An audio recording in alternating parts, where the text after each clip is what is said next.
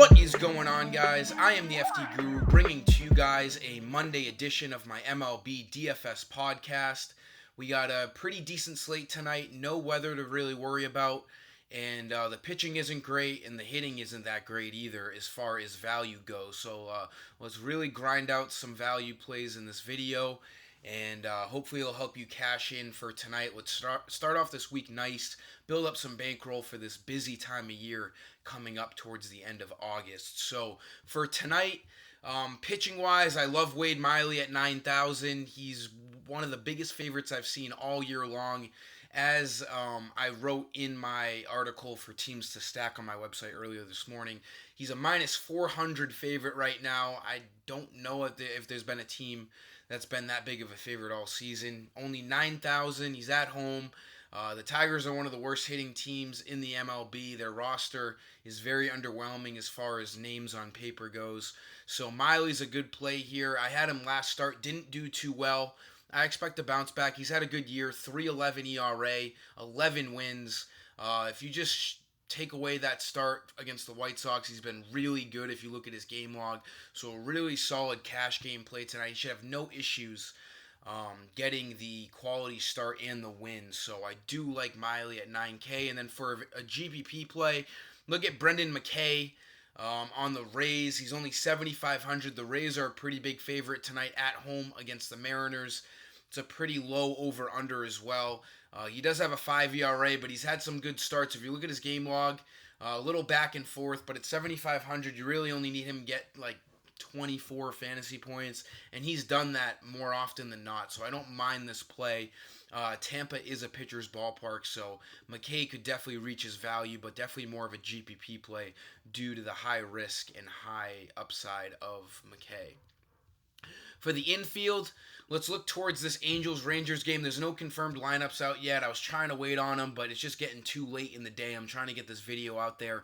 So I'm assuming David Fletcher is going to be leading off tonight or hitting somewhere in the top of that Angels lineup. A righty-lefty matchup in Arlington. This game has the highest total on the slate at 11.5 right now.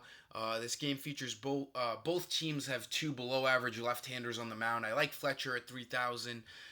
He's had a really good year if you look at his game log. Pretty solid throughout, 287 average. Should have a chance of getting up 5 times because the Angels should be able to run through their lineup pretty well tonight. So I think Fletcher's a good value play over at shortstop.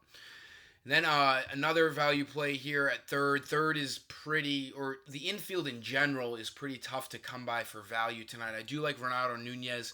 He's been the Orioles' best player this entire season. Maybe Mancini's been better, but Nunez is right up there with Mancini for the best offensive player on the Orioles this year. I know it's really hard to even think of an offensive player on the Orioles because they've been so bad, but Nunez has been decent. 3,000 is a good price there on him. He's got 27 homers, 72 RBIs, and Jorge Lopez is nothing special. He carries a 1-7 record and a 6.51 ERA into this game, and Camden Yards is definitely more of a hitter's ballpark than a pitcher's ballpark. So Nunez in the cleanup spot tonight is a good play at 3,000. I think the Orioles could put up some runs against the Royals. For the outfield, let's spend up on one of these guys. I love the Astros tonight against Edwin Jackson. I bashed Jackson in my article today saying that his days in the MLB are just basically over. Probably going to retire after this year. He's so bad. I don't even know how he's still pitching for any team. He's basically been on every single team in the MLB. His picture, he's wearing a Washington Nationals hat. I think he's been on 28 other teams since that picture was taken. So Jackson's bad, 8.62 ERA. The Astros should absolutely kill him tonight at home. One guy I'm looking at is Michael Brantley. He is 4,400, but he's worth every penny. He's got that lefty-righty matchup. I assume he's going to be batting third or fourth tonight for the Astros, and he's having an unbelievable season. Not much of a power hitter. 18 homers, not terrible, but he is batting .335 with 74 RBI, so expect him to have plenty of opportunity to drive in runs in this game. You should definitely try to stack as many Astros as you can, because they are in a really, really good spot tonight. And then the last play here coming from the Arizona Diamondbacks, I like David Peralta. I even like Gerard Dyson too. Both of these guys are very affordable.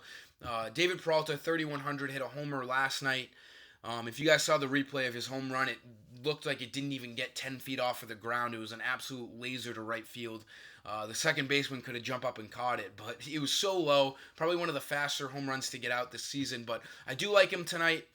He hasn't played every day. He's had some injury issues this season, but when he's going well, he's pretty good.